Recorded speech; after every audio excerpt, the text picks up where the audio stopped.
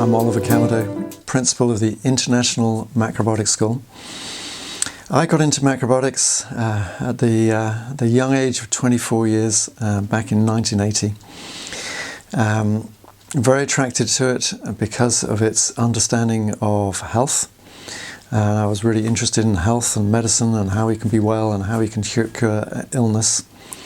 And macrobiotics has built a strong reputation for having a very good understanding around health and sickness, and especially around food and cooking. But I was also very attracted to it because it was a movement for social change, and sometimes this aspect of macrobiotics gets a bit lost. But it has always been a movement for social change, and the last 40 years has been so interesting, because this is a time where there's some really enormous social changes, global changes happening on the earth. And there's a really strong need for a lot of change to happen practically. But the changes have to happen first in people's consciousness and awareness. We have to replace some old values and some old ideas with some new ways of thinking. So what I want to do in this talk is to run through 7 or 8 ways where I think we individually and the world really need to change our thinking to lead to greater happiness, greater health, and a much more healthy world as well, and also more peace in the world. So I could pick a lot of different subjects, a lot of different values, ideas, but I've worked out kind of 7 or 8 which I think are really up at the moment. So I'm going to do a range of more things to do with our physical health, our emotional health, our spiritual health, and also with the world outside of us.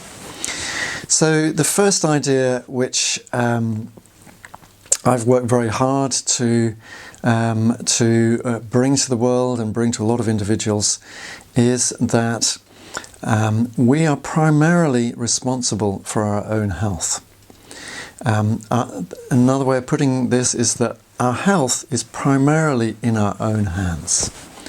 There are other influences. Okay, our genes can have an effect. There are some illnesses which are caused primarily by changes in genes. There are environmental effects. There are pollution effects. All these are real, but I would say 90 to 95, actually I would say definitely 95 plus cases of illness actually are caused by our daily lifestyle, our daily way of eating, our daily levels of activity or inactivity or imbalances in our activity or our lifestyle, by our social contacts, by our emotions. This is really the primary cause of illness. We've had a strange split in the approach to medicine, which happened in the 1800s. A lot of traditional medicines in Europe and all around the world recognize that our daily way of life, our daily food, our thinking, our emotions, our environment are the main things which keep us in health or lead to sickness. And then in the 1800s, there was this split that happened in medicine. There was this battle between the people, Pasteur and others, believing in more germ theory, looking at the minute details of what's happening to viruses, bacteria, and within cells to understand why we become ill. And another movement which was saying it's much more outside factors. It's poverty, lack of food, poor quality food, coldness, etc. And of course, actually, both of these are true. But in modern Western culture, we've really gone down the line of looking at the detail of what is happening to the cells. A lot of illnesses, a lot of major illnesses affecting the world in the 1800s, 1900s were caused by microorganisms, bacteria, viruses. But now, in the modern world, people are principally suffering from degenerative illness. Heart disease, strokes, arthritis, type 2 diabetes, chronic lung problems, high blood pressure, fatty liver disease, cancer, and so on. And these degenerative illnesses are primarily diet and lifestyle caused. Western medicine actually, in just recent years, is really beginning to look at this, thank goodness. Us human beings, this seems to be a characteristic of us human beings, and I include myself in this, is that sometimes we have to be hit over the head pretty hard before we're going to look at something. We have a habit of taking things to the brink before we wake up and think, actually, this is not a good track to go down, we need to change direction. You know, whether that's nuclear weapons in the world, global warming, we have to take it to the edge, and maybe you could say beyond the edge, before people think, actually, we really need to change our ways. So the same thing is happening with health. In the modern world, it's a strange contradiction that we have more knowledge and food and material things, and yet the levels of many degenerative illnesses are is going up and up and up. Heart disease actually going down because of people reducing smoking and saturated fat consumption. Diabetes going up, a lot of other problems going up, also mental illness going up. And actually, diabetes is an interesting case in the UK. We now have something like, different estimates, something like 3, maybe 3.5 million people with type 2 diabetes, and possibly another million people with undiagnosed, and it's increasing rapidly. This type 2 diabetes solely because of an unhealthy diet and lifestyle. This is a diet and lifestyle caused illness. I've met hundreds, actually probably thousands of people following a macrobiotic way of eating and living. I don't know of one who's developed type 2 diabetes. Not one. This is a diet and lifestyle caused problem. And Western medicine is beginning to realise this, because in the UK it's costing the NHS something like 18 to 20 billion pounds a year to treat diabetes and all the health problems that come from it. Kidney disease, blindness, gangrene, poor circulation, kidney problems, etc. 20 billion. And if we get double the number of people with type 2 diabetes, we collectively have to find another 20 billion just for this one illness. So this is being, they're realising this in Western medicine now, so they're realising we've got to prevent it. They're getting keen at last on looking at the causes of health problems and how to prevent them in the first place. And if you look at the NHS, the National Health Service website for the UK, actually some very good dietary advice now, advising whole food diet, much more plant-based, really reducing refined sugar, no longer saying we have to eat a lot of dairy foods in order to get calcium, etc. Saying it's fine to eat alternatives. We just need to make sure we're getting calcium and other nutrients from other sources. So this is really beginning to change, but has so much further to go. So I've just given another talk on snoring and sleep apnea,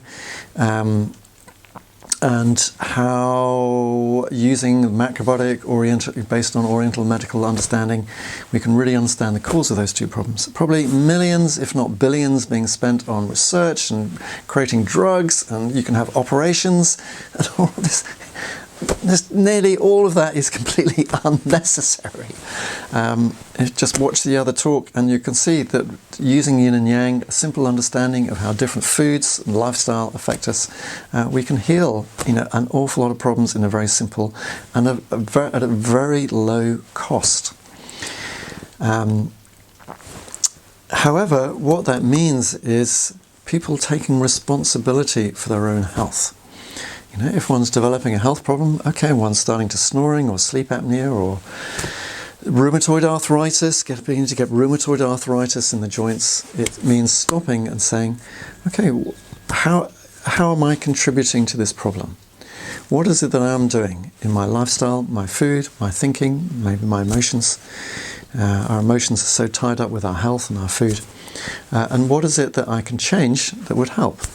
I've seen many people with rheumatoid arthritis really get a lot of improvement. If there's long-term structural damage, you're not going to improve it all. But I've seen many people really reduce or eliminate the rheumatoid arthritis pains through changes in diet. It means taking responsibility.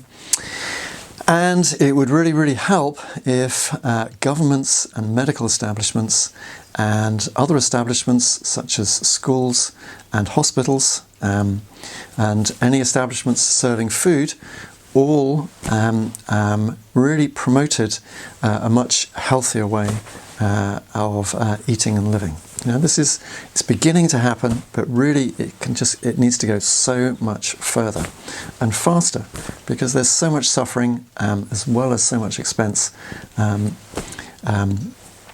being paid really unnecessarily. I see many people with a lot of different illnesses.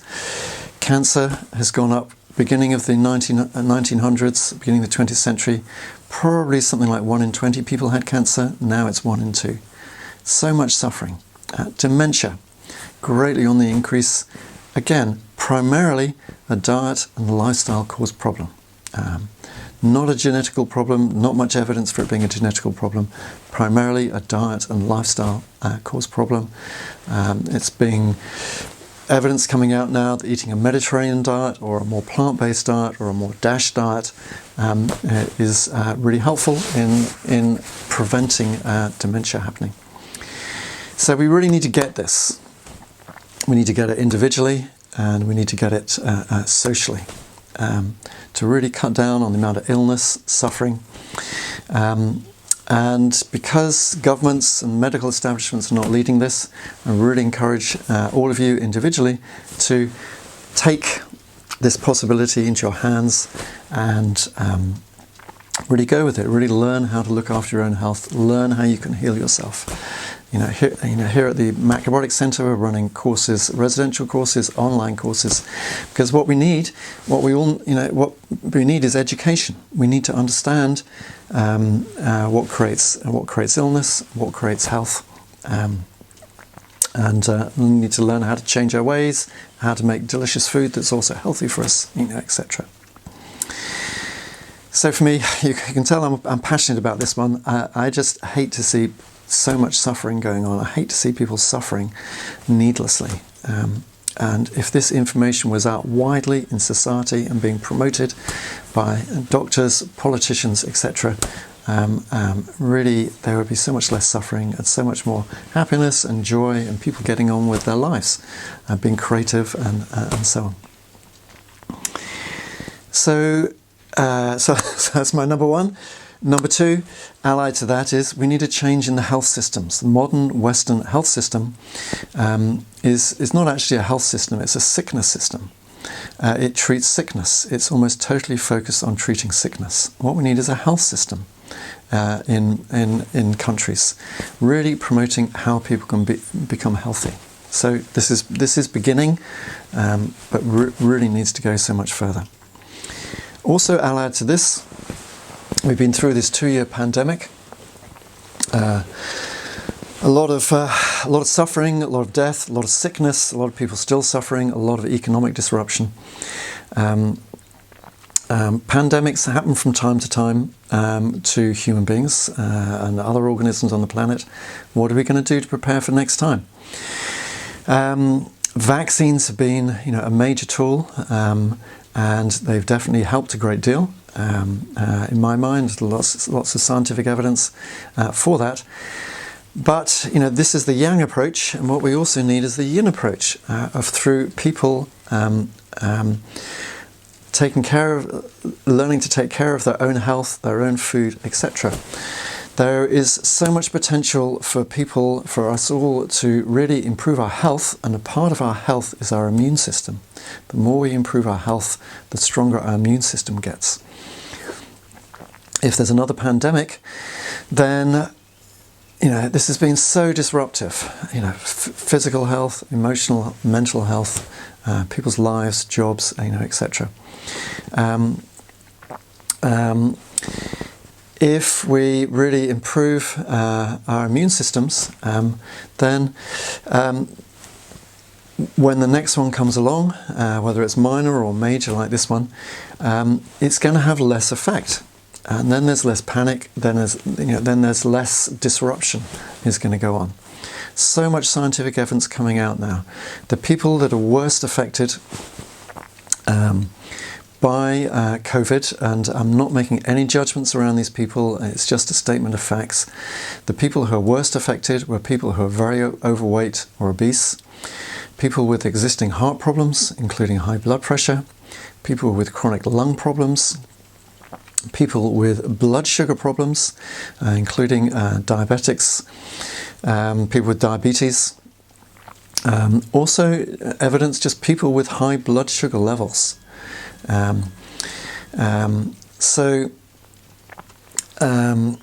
If we if as nations and as the world we improved our health, then there would be far less of these what are medically called comorbidities, other illnesses which make people more susceptible to getting COVID.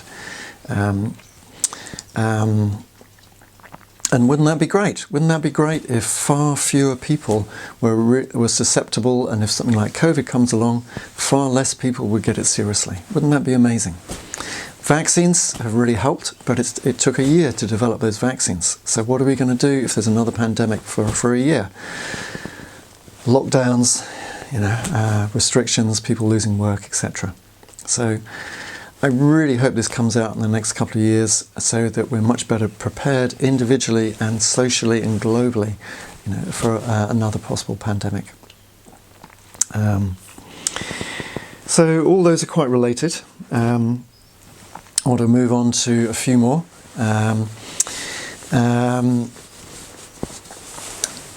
Thinking more environmentally, I think a very big change in our thinking to do with nature and our environment is that realizing we are a part of nature. Our bodies are a part of nature. Everything that happens in nature, we're nourished by nature, and everything happening in nature has an effect on us. And if nature is healthy, we're healthy. If nature's unhealthy, we're unhealthy. We're a part of nature. If we pollute the air, our lungs and our bodies are polluted. If we pollute the soil, then we pollute our bodies. We are one with nature. We need to replace this attitude of nature is there for us to use, to plunder, to make use of, and nature doesn't matter except in terms of what we can get from it. Again, we've really taken things to the brink with global warming, with environmental destruction before we started realizing, and changes are afoot. But internally, let's spend time in nature. So many, I've always, in the last 50 years, I spent a lot of time walking in nature. So many more people out in nature, which is fantastic. Sometimes it gets a bit crowded, can be a bit irritating, but basically fantastic that so many people are out enjoying nature. So let's be in nature, let's feel how these plants are sustaining us. Trees sustain us, they produce oxygen, they take out carbon dioxide. All the fungi and all the organisms in the soil, our food, all originally comes from the soil. If we destroy our soil, we destroy ourselves. We need to nourish the soil. We need to find long-term ways of growing food that doesn't destroy soil, and ways of farming that really promote nature. Also great for our hearts, because our hearts need nature. Our hearts need connection, and connection with nature is so deeply nourishing and therapeutic. This leads me on to another idea, which is more in economics. So the whole of the Western world at the moment runs on the principle that we need continuous growth. This is a good thing, continuous growth. And actually governments, I read, come to depend on it because they're all in debt. And one of the ways of getting out of debt is to create more, and then there's more tax and more money to pay off the debt. Simple yin-yang thinking. Yang is contraction, yin is expansion, or if you're into Chinese medicine, it's kind of the other way around, doesn't really matter. One is contraction, the other is expansion. These always balance each other out in nature. We have loads of, one year we have loads of ladybirds, butterflies, rabbits, whatever it is, and then we get a contraction. Numbers go up and down. We've had this incredible expansion in the human population. At some point, it needs to go down. Everything in nature expands and contracts. We cannot have continuous growth. And economists are beginning to realize this now, that if every country in the world wanted the same standard of living as we have in modern developed countries like the UK, a lot of Europe, North America, there's not enough resources. There's not enough energy, there's not enough materials. We can't do it. So we really have to change this thinking from growth. What we need is a steady state. And if we want to achieve a steady state in the world, we need some countries to shrink. This would be a very unpopular political agenda, but it's just so plainly obvious that some countries are greatly over-consuming, while some countries consume far, far, far less, but want to consume more. And if we're going to have a little more fairness and a little more levelling up in the world, then we need some redistribution. So some countries actually need to shrink their economies, their growth, their consumption, because it's the consumption which capitalism, nothing wrong with capitalism, it's the yang approach compared with yin, the socialist approach, thinking more individually and thinking more socially. We need both, we need a balance between the two, but too much capitalism wants people to consume more. We can't go on consuming more, we need to consume less in the modern Western world. So I urge all of you individually to change your thinking around this. Let's consume less.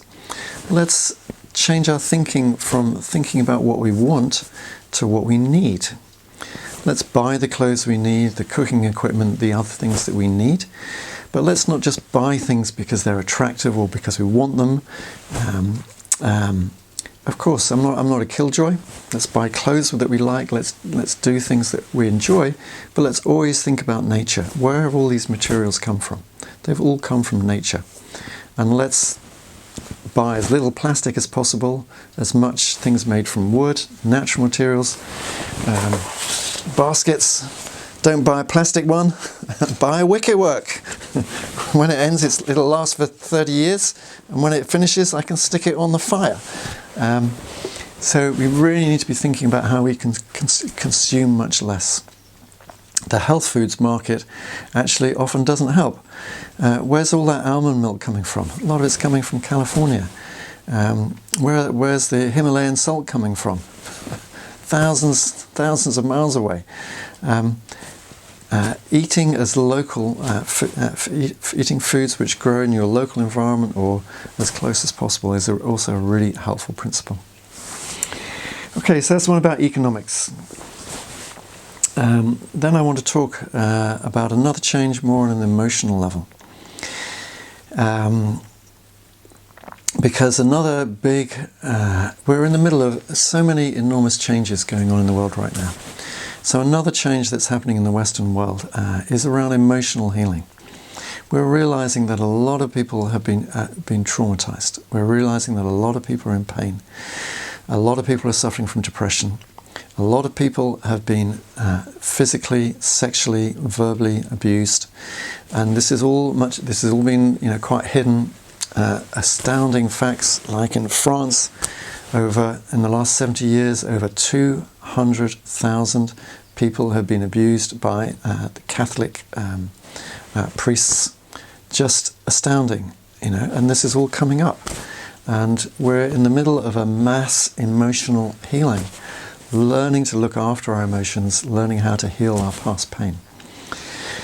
So one of the fundamental changes we need to make is accepting our pain, accepting that we all suffer from internal pain and emotional pain, and that it doesn't work to hide from it. If we suppress it, we may not be immediately aware of it, but it makes us sick. It blocks our heart, it blocks our love, it blocks our intimacy, and repressed emotions in the body are a major cause of physical sickness.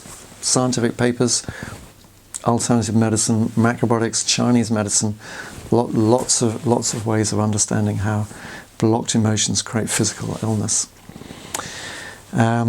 So it's a big step to start accepting our pain. But yin yang thinking, the more we can accept and heal our pain, the lower we can go into that, the higher we go in terms of our joy and happiness and the depth of love and pleasure and satisfaction that we can experience in our life. If we keep trying not to feel the pain, then we reduce our joy. And maybe this is one reason why there are so many addictions in modern Western society.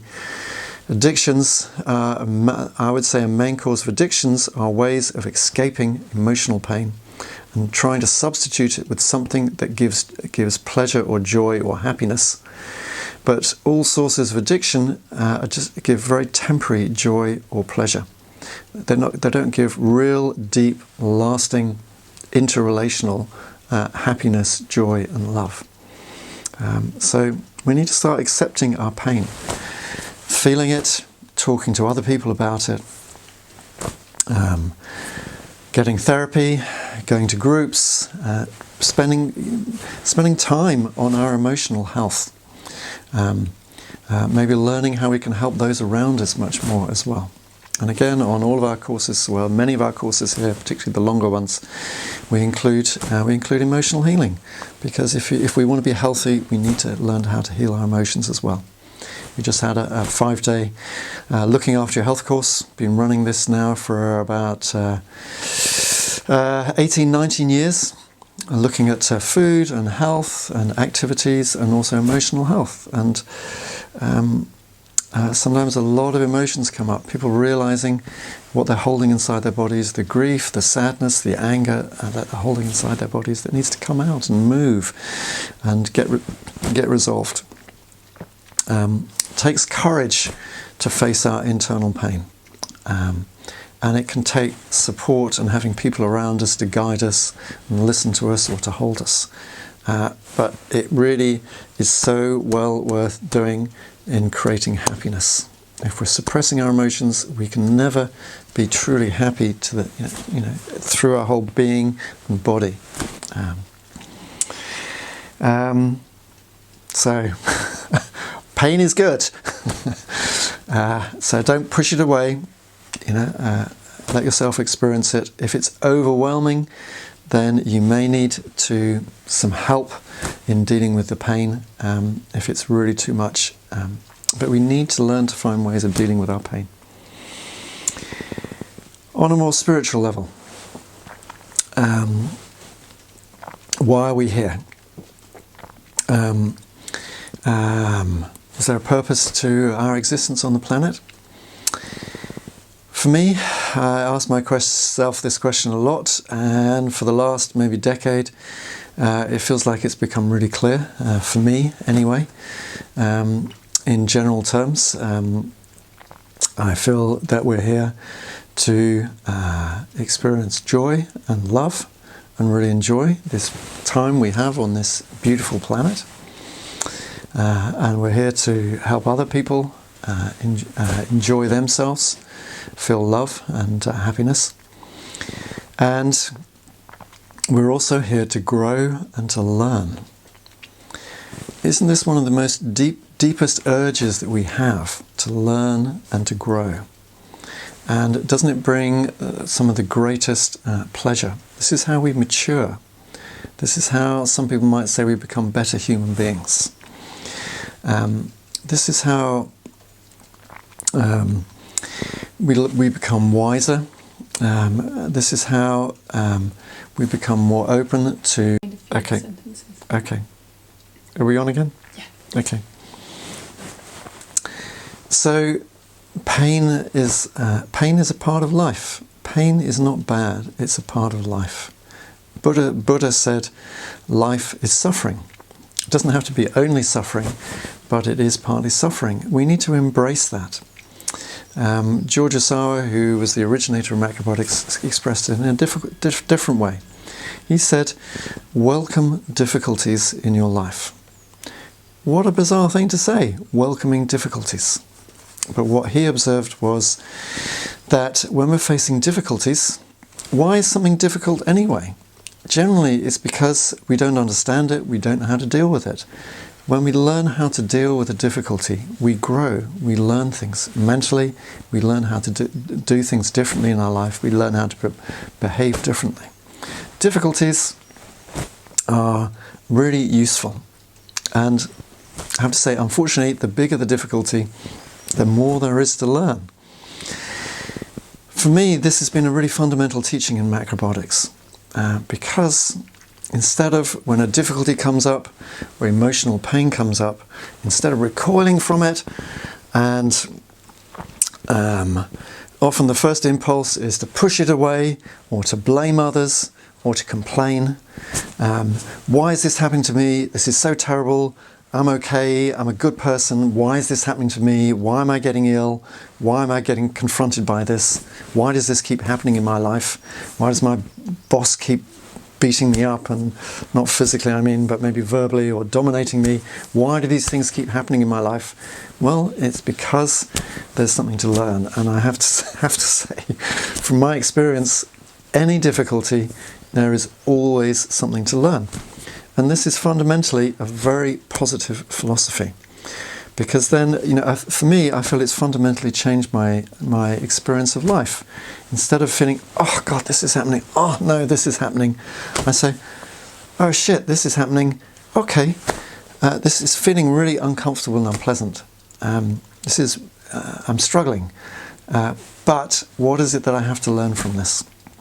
A conflict with someone. A minor illness, financial problems, whatever it is. And then going into it, I learn something, I change, I become deeper, wiser, and I've matured, and I've learned how to deal with that particular situation. And if it comes up again, I know how to react, I know how to deal with it. It's no longer a difficulty for me. And there's the feeling of growing, becoming wiser, becoming smarter, becoming more connected with other people, not needing to reject the world and other people so much, becoming more whole, becoming more connected with the whole, which is the reality. So this is quite a difficult kind of idea to really master. I'm still working on it, but it is really an amazing one. There's an awful lot of blaming and complaining going on in the world, and looking at other people, and of course we need to point out the truth, and we need to point out things that need to change in other people's behaviour or on a social level. That's really important, but not to go into blaming or complaining about the difficult, what the feelings that we have inside. One more. A lot of teachings, not only macrobiotics, many teachings around the world. One of the fastest ways to happiness is to develop our gratitude. Rather than feeling what is lacking in our life, what we need more of, etc., is having gratitude for what we do have. Right now, it's not raining, we have a nice bright day outside. How nice. I want to be outside. I want to experience being outside in nature. I had breakfast this morning with my partner. How nice to enjoy good food and with my partner's company. Right now, doing this video, a member of staff here. How wonderful that we're doing something cooperatively that's going to hopefully do a bit of good in the world. How amazing to live in Devon. I love living in Devon. The nature's fantastic here. I've started swimming in the sea, even in the winter occasionally. Oh, the sea is just amazing. How wonderful it is to be in the sea and be enveloped in nature in that way.